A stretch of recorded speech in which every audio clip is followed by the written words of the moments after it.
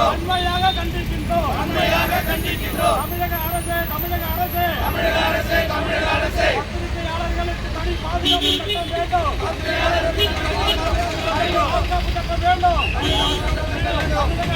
தமிழக அரசு பத்திரிகையாளர்களுக்கு பாதுகாப்பு கொடு. பத்திரிகையாளர்களுக்கு பாதுகாப்பு கொடு.